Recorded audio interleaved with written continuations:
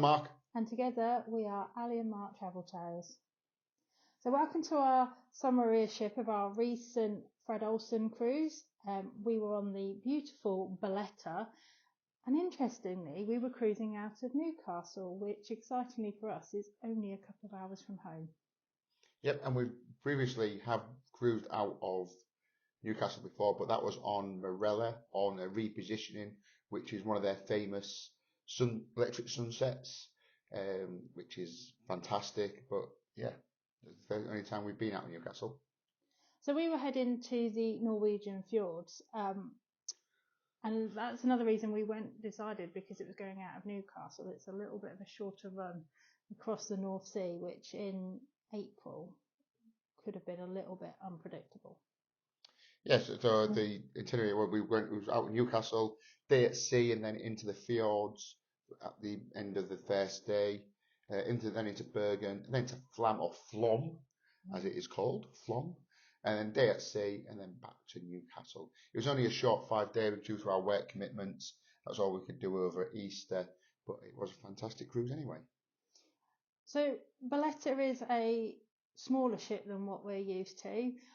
She used to belong to Holland and America Line before taken over, I believe, by Fred Olsen, and they've kind of made her their own. We had the capacity is 1,300 passengers, and I believe they said they were sailing at about 1,200. So we were very, very near to capacity on this cruise. So, which we were slightly nervous about, obviously, with space, with it being a small ship, but we'll come on to that later on.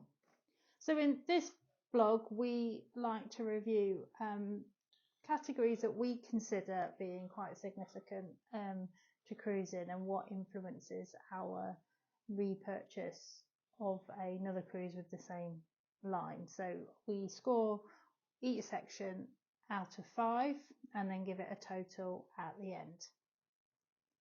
So the first category is the ship. So the ship, she was beautiful, wasn't she? Brilliant.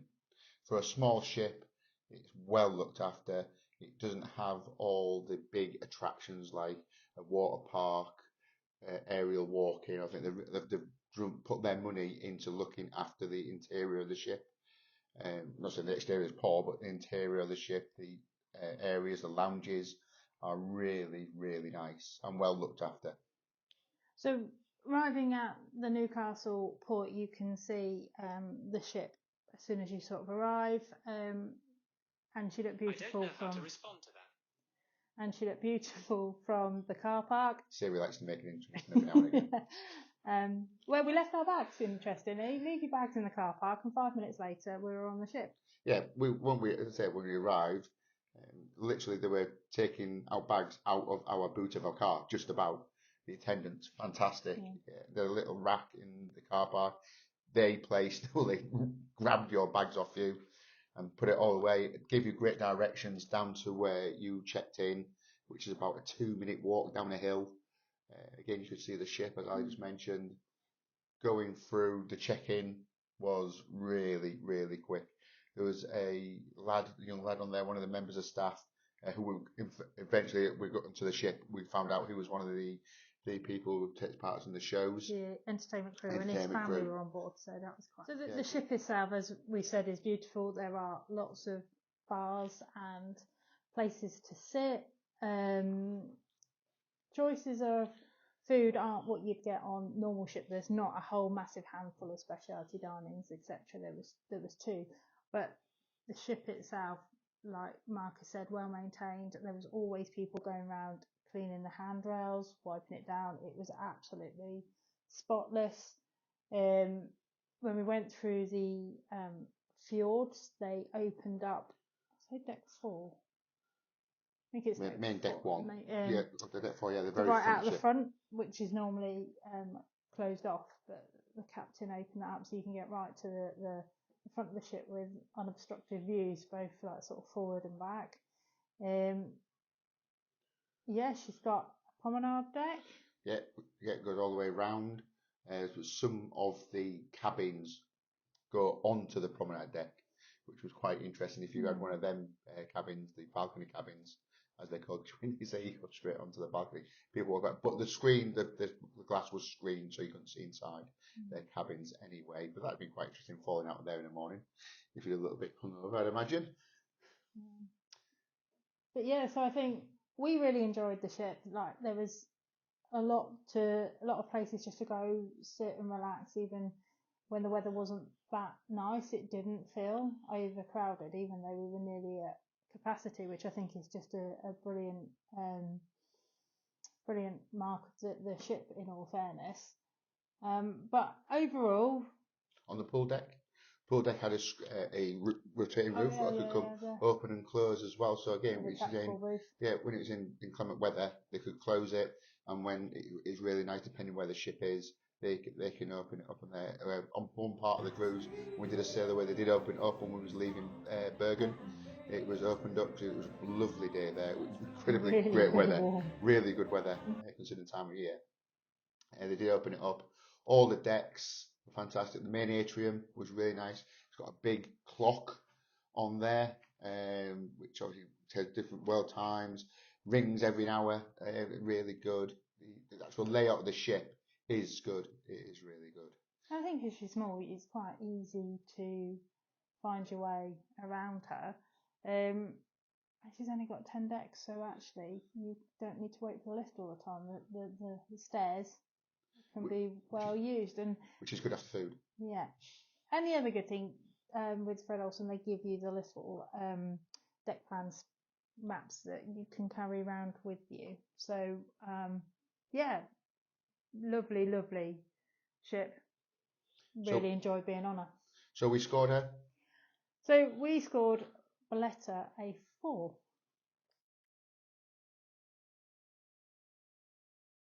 So our next category is the cabin. We booked a ocean view cabin. I know when people say when you go into Norway, book a balcony if you can, but a Bolette being a small ship, she doesn't have that many balconies, and the price is quite a consideration. So we chose to book the outside. We've already done a cabin tour, so check that out on our YouTube page. But a quick overview. Yeah, it was nice and big, as big as a balcony cabin we've used on other ships.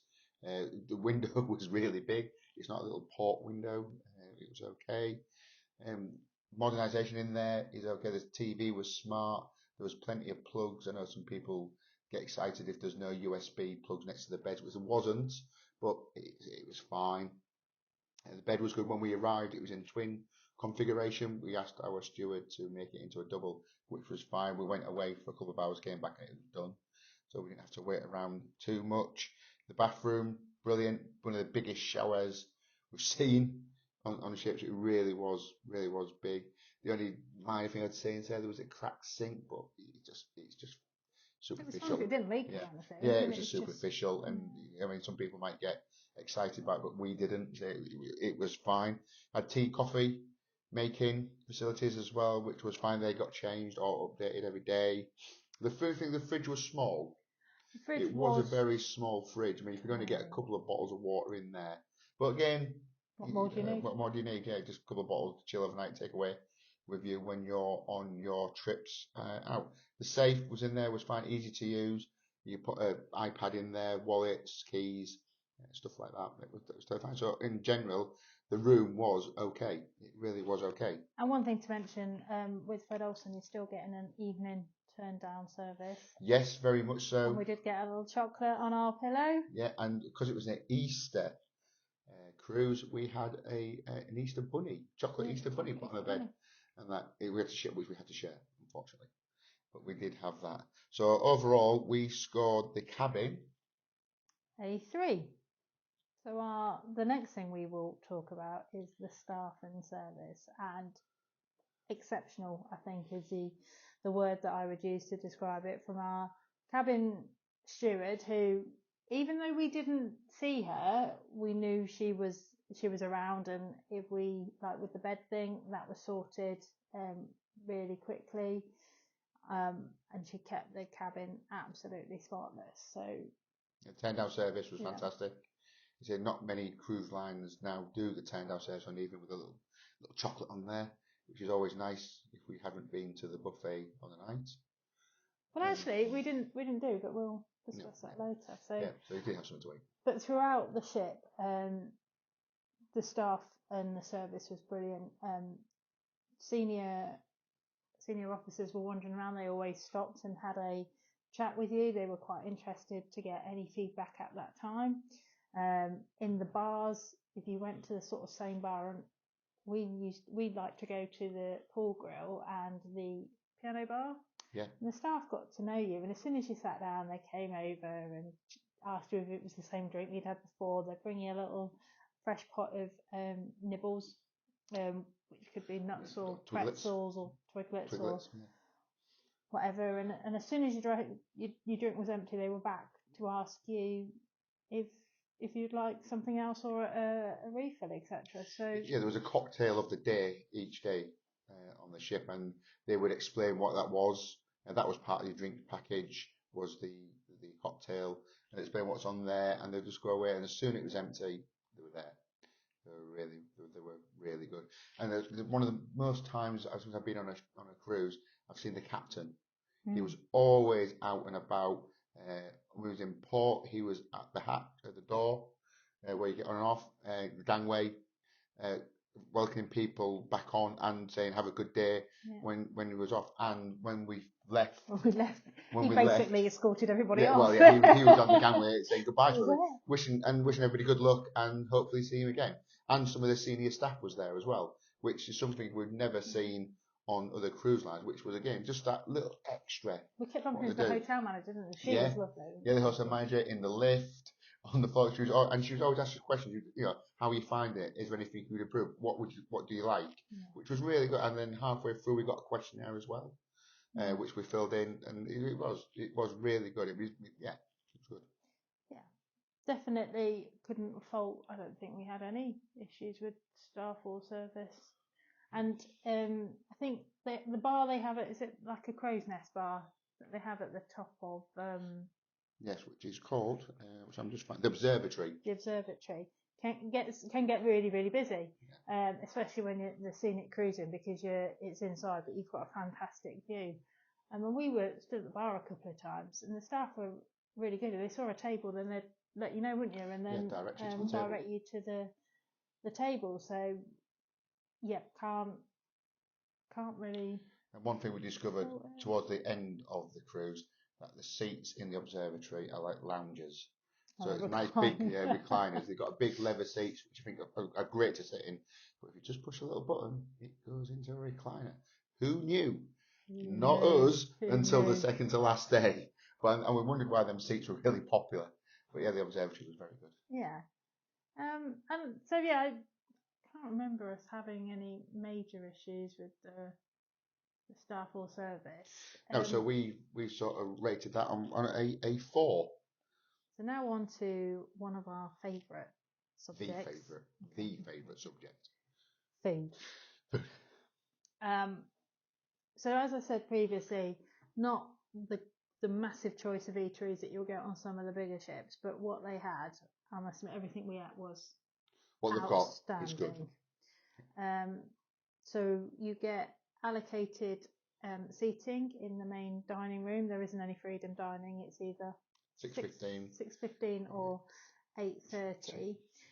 We were allocated 8:30, and because of the fare type we were on, if we wanted to change, it would have cost £2 per person per night. Yeah. And usually we like to eat about 7, half 7. So we thought, well, do you know what? We'll give it a go eating at 8:30. And actually, I think it worked for us. It meant that hot chocolate in the buffet didn't happen because we would still be quite full from dinner, but it gave you time before without rushing around. So, and plus the main dining room for late supper finished at 12 as well. It was 11 till 12, and they were very hot on the timings as well.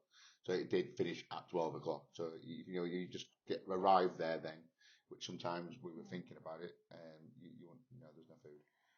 Yes, because some of the entertainment went on till 12, so you'd want to go a bit later. So I think that's definitely something for Fred Olsen maybe to consider, but I guess it depends on the demographic that was sailing. And on our cruise, it was actually quite young, so yeah, there was. I Yeah, can see why they do what they do, but obviously it's just dependent. Now, the main dining room. We'll talk about that one first. yes, not only do they allocate you time, they also allocate you table size. So we were on a table for 6. Yeah. Two other parties. One was, well, in fact, the other two were both mother and daughter, mother and son, weren't they? Yeah. We'll just get their names. We've got their names down because we probably forget. Yeah. So it's Mike and Rose and John and Liz. So hello if you're If watching. you ever see that, Yeah. brilliant table companions. We had a great time. And one thing, just we say where you get your table allocation, you do get a little map on your sheet, which is in your room when you arrive. So it shows you where your table is and how to get to it, which is good because the main dining room's on 2 levels, and we was on the upstairs part of it, which was on their 5. Yeah, the terrace, the terrace restaurant as we were in. But it's great because it gives you the map so you can find it straight away, so you're not walking around. But there's plenty of people, stewards in there to direct you anyway. They ask what table you're on, no, it's just over there, it's just over there. So it was sat in the app and that's some brilliant views. Yeah, right next to the massive big windows at the back, and it was some really good views, especially the sunsets. So the food itself, you get your menu, and there is a lot of choice for each course. Yeah. They have each day it changes, but on the back they have always available. So there's a salmon, I think a chicken, and a steak And a vegetarian. But notoriously, we stick to the option of the menu, and our server was always really good at recommending what the dish of the day was. So yeah, I think food wise, quality and quantity was outstanding. Yeah, each table had 2 attendants. Basically, they had the senior attendant and the junior learning guy, and that which we had to figure out and why, because one had a coat on and one had a waistcoat on, and that we had to ask them in the end. But they were both very good. So the senior attendant, knew his stuff. Obviously, he'd been doing it for ages. And the junior guy, he would give us our bread menu. He was tasked with the puddings. Yeah, puddings. Okay, he was tasked with that. But yeah, both were very good and they knew their stuff. So there's 2 specialty restaurants on board, Colour and Taste. Yeah, because in Vasco. And Vasco. Vasco is Goan.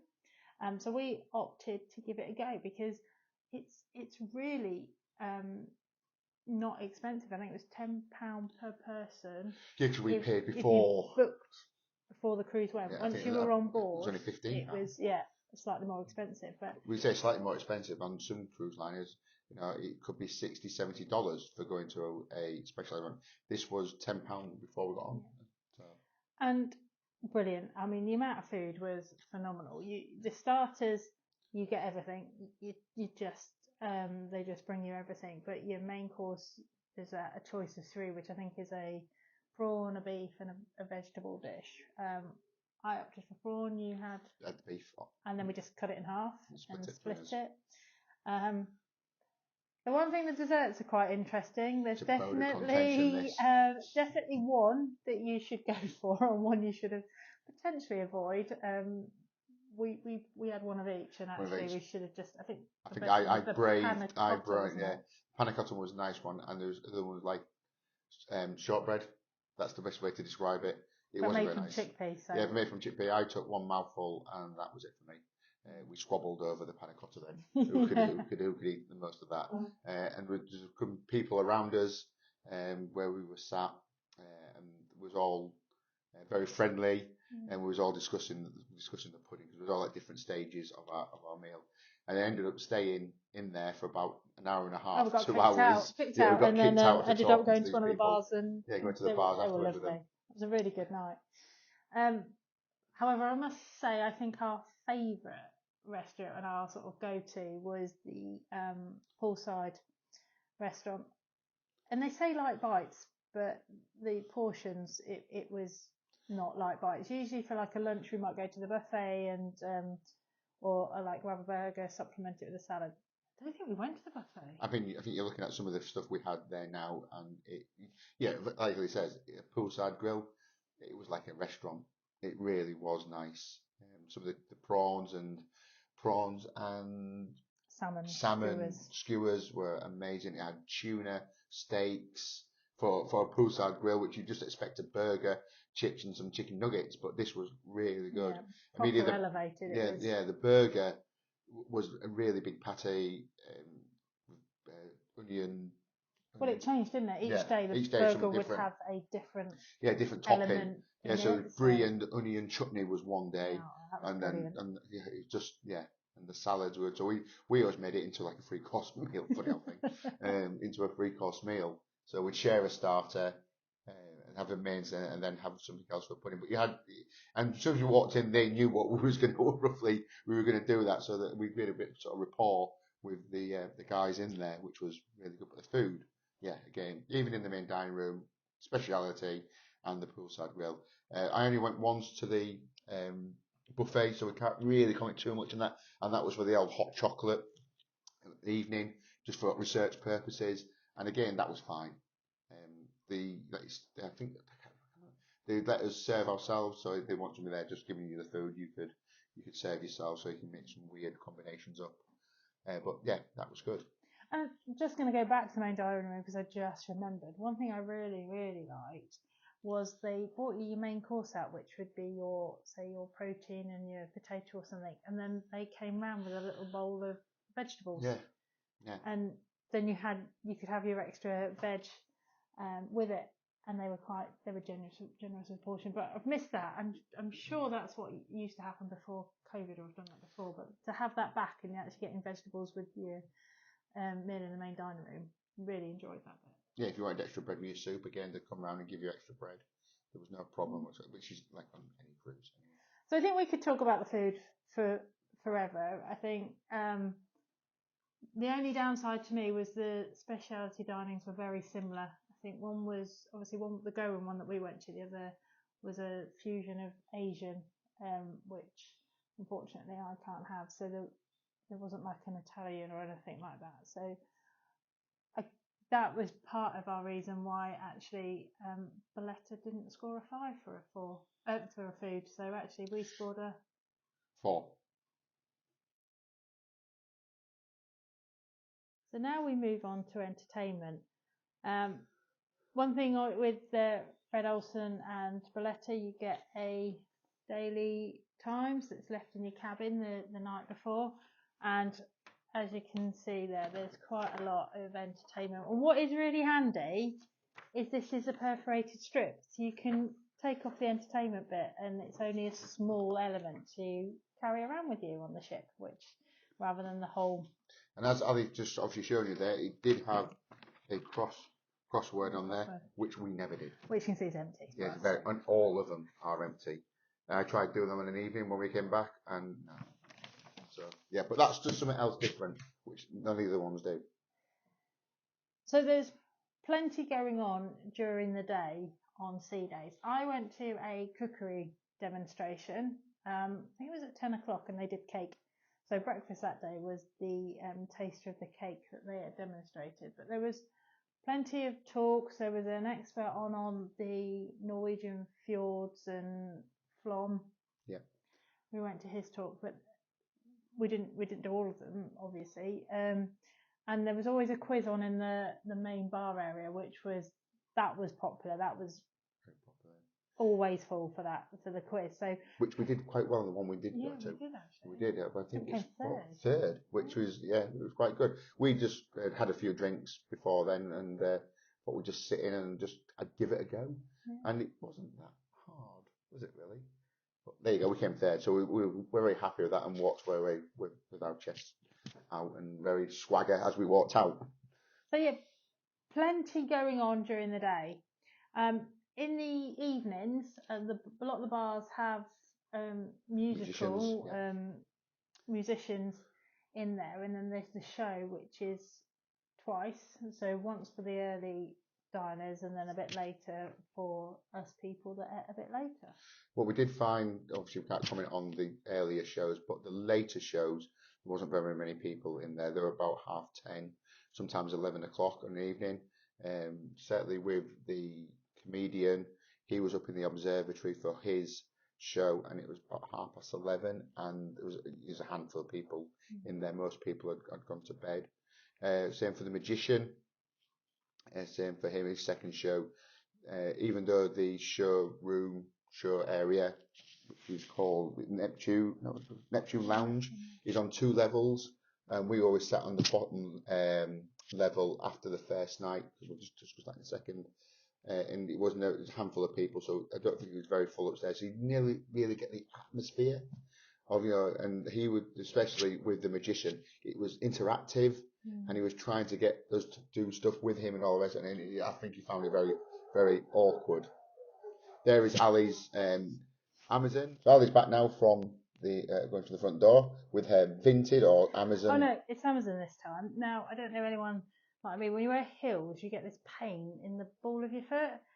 So I found these little pad things that you put your toes in, and then it gives you little padding. So it should make making heels on cruise ships a lot easier. But let you know how we get on. Not something I need to worry about, but only at weekends. So as we were discussing entertainment there. Generally, I think it was good, but I think it was potentially aimed at maybe slightly older. Yeah, I felt, as we discussed earlier, I felt sorry for the later shows, the guys, because I said there wasn't very fun, there wasn't much atmosphere. The 2 good things they did do during the day as well was a Q&A with the entertainment staff. That was good, so you find out a little bit about their past history, how they got into the industry, how they got onto Fred Olsen and their contracts and stuff like that. It was quite interesting. And a really funny one was the captain's Q&A. Well, it was meant to be the Meet the Captain, wasn't it? We usually do it on a gala night, but because our gala night was after Flom and we were scenic cruising and about what we were seeing, I'm not sure the captain would have had a big enough draw to it, but so anyway, he did these Meet the Captain, and he had most of his senior staff on there, and they basically got a grilling. He would go down the line, each one of them, how they got onto Fred Olsen, their past history, some photos behind them when they were kids, and if he didn't like the answer, I think what he gave him, he gave him a bit more of a grilling. It was rather funny. It was funny. It was funny. If you go on Fred Olsen, go. Especially to Bolette. You get free drinks. Yeah. We were on this cruise on the drinks package anyway, but if you're not, it's I think it's Prosecco, gin and soft drinks, and then they came around with canapes. So it was all very civilised and a really good way, and it would be a really good way to start the gala dinner, whereas they'd just shifted out. And that was in the Neptune Lounge. It wasn't in the Olsen or any of the bars. It was in the Neptune Lounge where he did it. It was good. Yeah. It was good. So our entertainment, again, there was some costume failures. The first night one was Fly With Me. I didn't quite get it. We didn't quite get it. It wasn't quite all to our taste. There were some bits that really were to our taste and were brilliant. There were some other bits that wasn't quite to our taste. So the show on the last night was fantastic. Yeah. So that one. But anyway, overall, we scored entertainment a 3. So our next topic we're going to talk about is the other facilities, and we normally split this down into wellness, which we talk about spa and the gym, the pools, and then the bars. So I think I will talk about the gym. Go ahead then. So, you went, I did not. Yes, I will go to the gym. So the gym, good, small-ish, but for the facilities of the size of the ship, it was good. Good machines, got a weights area, free weights, as well as some Olympic bar and Olympic weights. So yeah, they were good. And there was always a good steady stream of people going in there, but they had plenty of room to do your work. And they had spin classes on there. All the classes were free. Yeah, all the classes were free. Classes. Yeah, and a sort of HIIT class, a wellness class, and a spin class. And they were just at different times in the middle of especially the spin classes. What we would like to go to, we're in middle of the afternoon. So again, so we did sign up. So the intention was there. Yeah. However, it was the same time as the I think it was the chat with the entertainment. So we did the option for that. And the option. on the first sea day, it was in the morning, but it was at 11 o'clock, wasn't it? And I think I was feeling a little bit of the motion of the sea, so decided it was probably best to give it a miss. But overall, the gym itself, the wellness and the spa area, even though we didn't have a treatment or anything like that. We booked the spa. We did book the spa. Yeah. That. And this was really, again, it's a little bit of how good Bolette is. It's exclusivity. You're the only people in the thermal area. Which we thought, we signed up, we thought we'd maybe, like in other places or other cruise ships, you get about 10. Yeah, £20 per person. And you said, you've got it for 2 hours. So we're like, okay, happy days. So we turned up thinking about another 10 people probably in it. Like in other cruise liners, there's about 10, 15, because I like to bring the numbers down so it's not overwhelmed. And we turned up, walked in, and she goes, the facilities are all yours. So we both looked at each other. What? Were there only 2 people here? And she went, yes. So in there was a hot tub. You had the steam rooms, dry and wet steam rooms, some hot. There was 4 hot beds, weren't there? Hot beds. But they're all the same. Yeah. So again, you had it for an hour to yourself, which was not an hour. We had it for an hour. Oh. And then, you slept through most of it. I did sleep. Yeah, slept through most of it. I was the one running around into the different steam rooms, and but it's at the front of the ship. So you get the views out the front when you're in the hot tub. There is an outside bit, but due to the weather and the wind, that was locked. You couldn't go outside for that part of it. But inside was really, really good. And to have the exclusivity, the place to yourself was really good. Yeah, it was nice. So that was the wellness done. You want to talk about the pool? 2 pools. One in the centre of the ship, which is in the sort of Solarian area under the retractable roof. Nice size. 2 hot tubs. Was warm.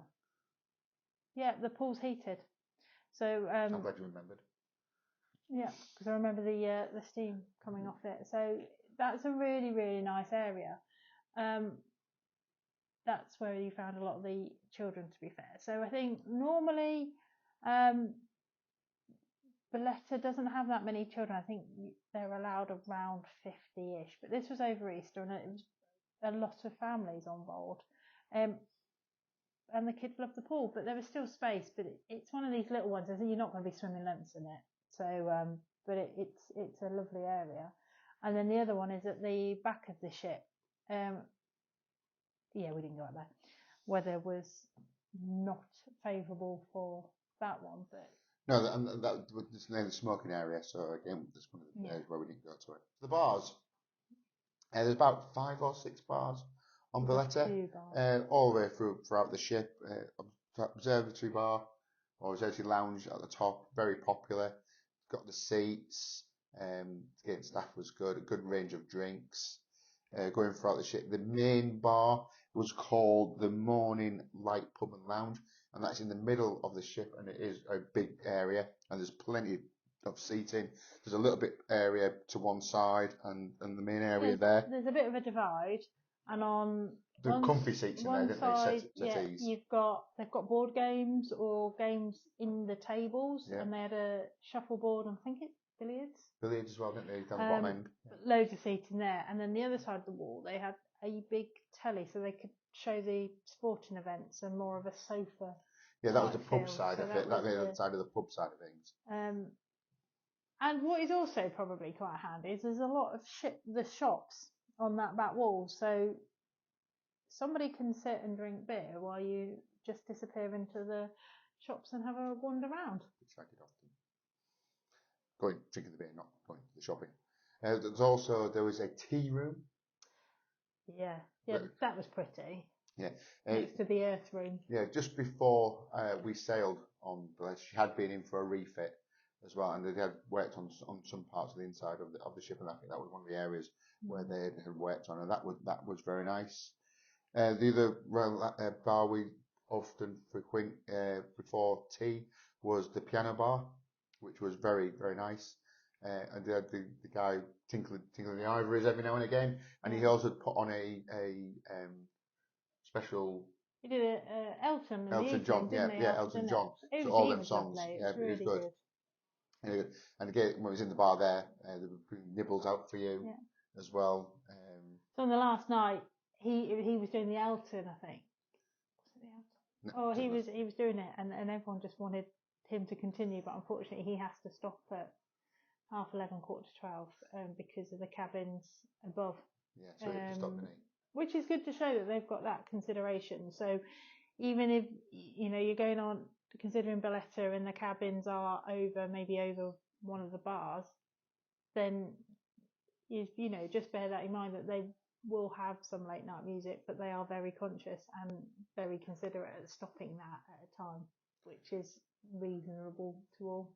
Also, there's the coffee shop on there, which also sells chocolates and pastries. And I think the pastries are part of the package. I think it's a chocolate. No. Oh, no, sorry. No. And the coffee isn't either. No, that's not part of your drinks package. You have to pay for that extra. But you can get a card. Yeah. And it ticks off how many, and I think it saves you £1 or something per coffee. So if you're a big coffee drinker, then the coffee card might be for you. And you've got some, if you purchase, there's one of the deals, you've got some chocolates as well. Which someone didn't tell me and made it out that he brought me an Easter gift, which then put me into a bit of a meltdown going, because you haven't got one. And had I known about that bunny on the bed, I would have made sure I'd got that and done the same to him. That's not a euphemism, the bunny on the bed either. So, as part, I would discuss part of the bars is obviously the drinks package. So we chose to get the drinks package. We did it for more than 5 nights. Less than 5 nights, it's about $34.99, I think, yeah. And then over about 5-6 nights, it's $24.99. If you book before sailing, if you book after sailing, then the price does go up if you book on board. Now, so if you're going in for a long cruise, obviously it's well worth the £24 or £25. That is worth it. That does bring the price down, and to compare to other cruise liners, that is a good price. Yeah, and I guess with this drinks package, you hear people discussing others. I think we spent a lot of time looking at the P&O one, and actually the Fred Olsen is as restrictive, I would say. You're not tied to the 15 drinks, you can have as many, but there's only a limited amount of drinks that's included within the drinks package. So there's a selection of wines, of beers. When it comes to cocktails and mocktails, it is only the cocktail and mocktail of the day. Some soft drinks are included. I think it's the ones that are on the old draft gun, but your specialty coffees, etc., are not. So, as with any drinks package, if you're considering it, you just need to do a bit of research, weigh it up, and does it include the drinks that you are going to drink? We found in the main dining room that once they knew we were on the drinks package, they just brought the bottles of wines of what we were drinking, and as soon as your glass was 3/4 empty, would top it up, and you didn't need to keep showing your cruise card and everything else, which was absolutely brilliant. It just made service a lot quicker and a lot easier. But it's one of them drinks packages that you would need to look into. I think it worked for us. Yeah, you could tell a lot of people who were on the packages, because there's a lot of cocktails of the day, being drunk, especially in the pool area. That's what we saw a lot of people doing, and on an evening as well. And I think it would also make us think about how we review potentially other cruise lines' drinks packages, knowing what we got out of this one. But it did take a lot of a spreadsheet again, didn't it? And to the staff again, just mentioning them, if you did order a drink which was not on the package, they did remind you that that drink was not on the package and you had to pay for it as well. But you got a discount, didn't you? You did get a discount. There's quite a significant discount. 50%. The drinks that you buy that aren't on the package. Yeah, it's 50%. So if you're trying a cocktail, I think it was £8. It was a proper price if you want to drink. So you got it for £4 for a cocktail. So you did get a bit of a bonus if you did get a drink pack and you did drink a drink that was not on the package, which on some of them you don't. On some of the cruise lines you don't get that sort of discount or a sort of incentive. So yeah, I think if we were cruising with Fred Olsen again, we would consider the drinks package, because it worked for us. Just the only disappointment is not having those specialty coffees included. So now we move on to tech. So in this we kind of include what's available on your phone and what else is available around the ship and in the cabin. So in the cabin, the TV was smart, shall we say. Had lots of facilities on there. You could check your spending, how much you spent. It had obviously the webcam at the front, music channels, TV channels, film channels. The selection was normally what you get at sea. However, once you was in the fjords, you didn't really get a signal. The TV channels didn't really work. It did have music channels, so you could have with albums on there or streaming stuff, which you could listen we to. had a good 80s one. Yeah, The 80s one, but we kept starting it from the beginning. Could have done with a shuffle. Yeah, we didn't quite figure out the remote control, how to do the shuffle, so we listened to the first 6 or 7 songs every time we were in the room or getting ready. Yeah, the TV was really the tech inside the cabin as such. So on your phone, you could link into the ship's Wi-Fi and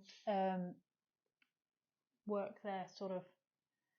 It's not an app because it's their web page or web browser, but it had everything on it. It had the daily program on it. You could book your restaurants on there. You could check the spend, see your gym class, and see where the ship was.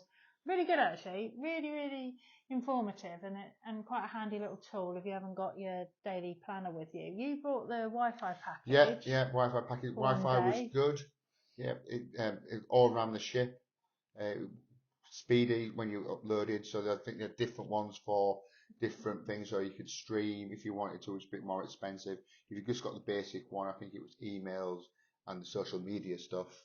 But you could upgrade to get more stuff, so you could stream your Spotify, for example, your Apple Music if you've got that, or do YouTube, stuff like that. So all in all, tech not as some of the newer ships have got, so it's not at the end, but it's not basic as some of the other lines. So it's kind of sat in the middle. So with that, we gave it a score of 3.5.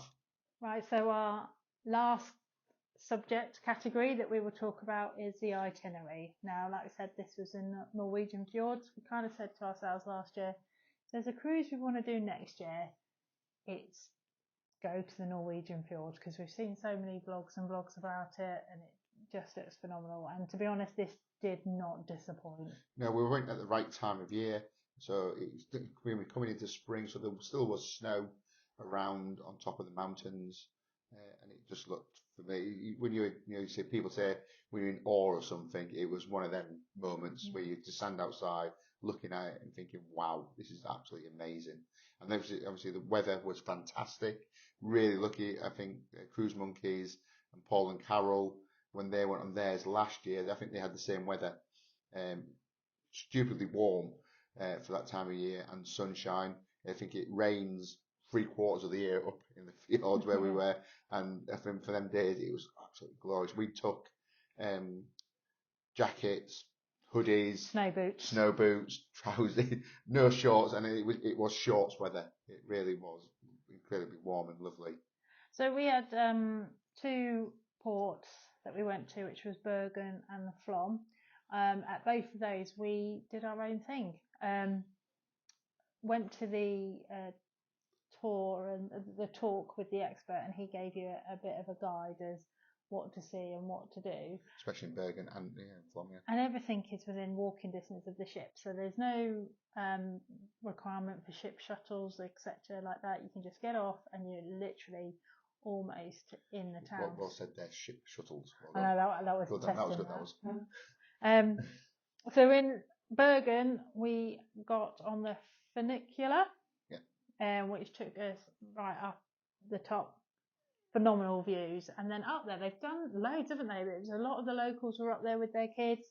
And they've got like a play park. Then they had like an obstacle course in the woods, which you enjoyed.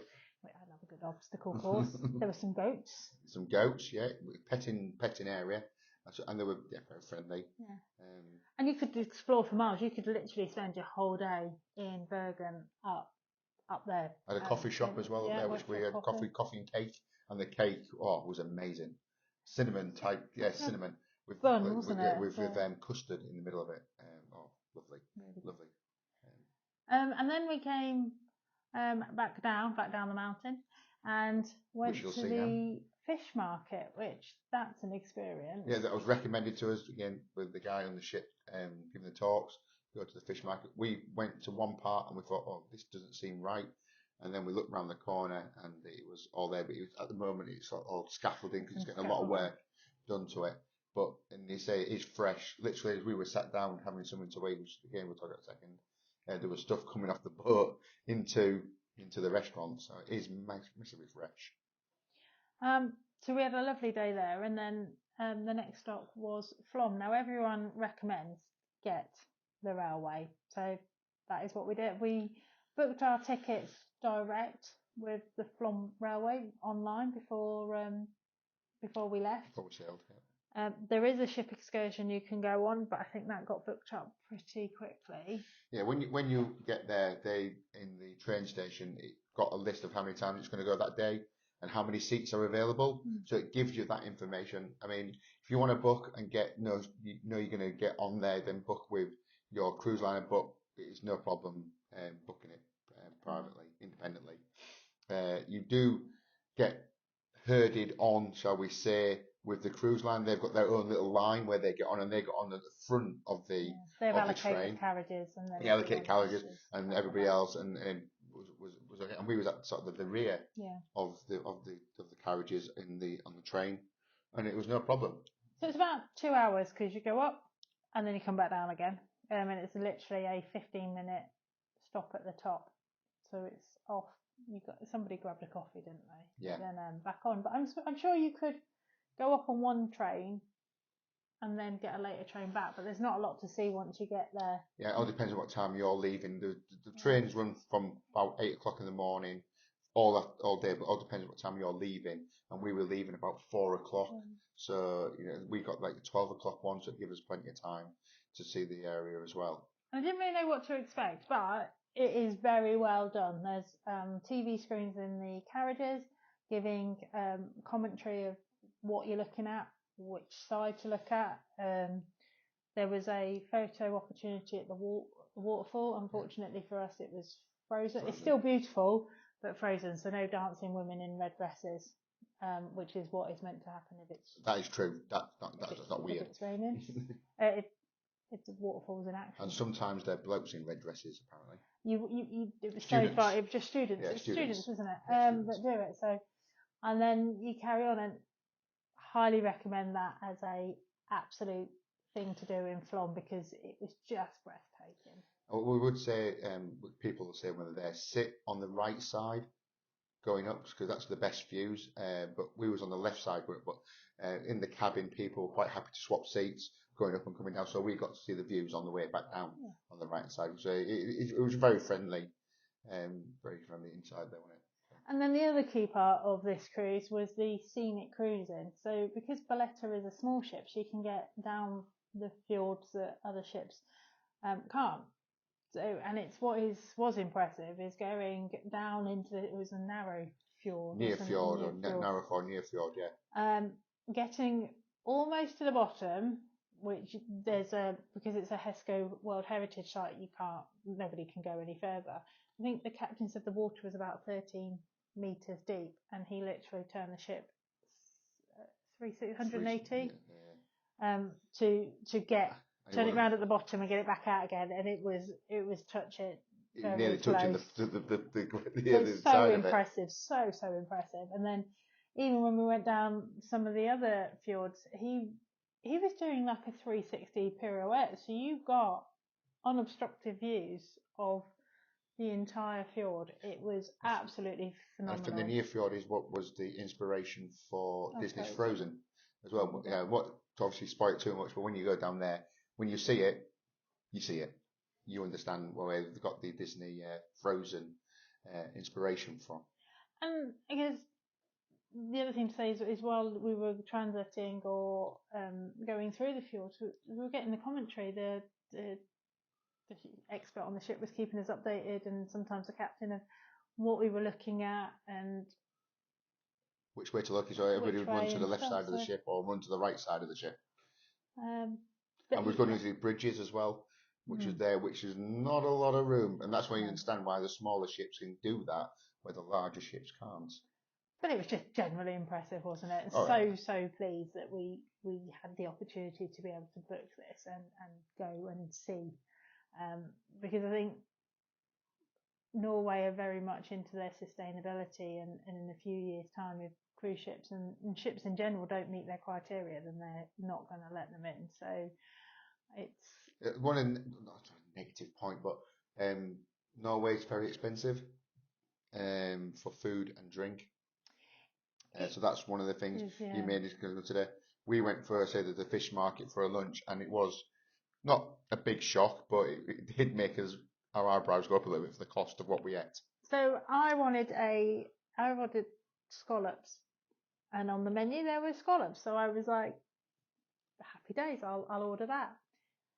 It was the equivalent of £15 for one scallop, and it was quite literally one scallop. The lady did turn around and say, you are only having one scallop, but I was too far down then to try and change my mind. I just made it, no, it's just a taster, and I'm sharing his lunch with him. Just with some context, I'd ordered soup and a prawn sort of seafood sandwich. Okay. So I was pretty safe, knowing I was going to get fed and not have a scallop. It was a lovely scallop. It was a really nice scallop. I'm pleased I did it. Yeah, so we did end up sharing. I split my sandwich in half, and you had that. Yeah, we had garlic bread. So you had garlic bread, scallop, and a garlic bread. Redeemed it with a garlic bread. So. But when we were sat there, we said the people bringing the fresh stuff in and all that. But it was, you need to be aware that it is a little expensive. So just be careful when you're ordering stuff. You just check the price and drink as well. It is a bit expensive.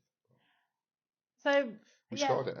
Itinerary score. Look, I think if you get the opportunity, the Norwegian Fjords is definitely one of them trips to consider. So I don't think we've actually done this yet in any of our reviews, but this itinerary scored 4 marks with 5. 5. Do it. So that brings us to the end of our summary of ship and our scoring. So overall, we scored Fred Olsen's Bolette, Norwegian's short cruise, 38.5. So that puts this cruise to the top of our table. It does, yeah. It goes straight to the top. It's fantastic, absolutely fantastic. So we hope that you've enjoyed this vlog. If you have, please consider subscribing, because we've got a few more cruises and sort of travel coming up this year and this month we're away again this month. Yeah, and into next year. So yeah, really would appreciate you liking and subscribing. And if you want to drop us a comment, have you ever visited the Norwegian Fjords, or would you like to? Have you got any questions? And we'll see what we can do to help you out. But that's it for us. So we will see you in our next episode. Bye. Bye.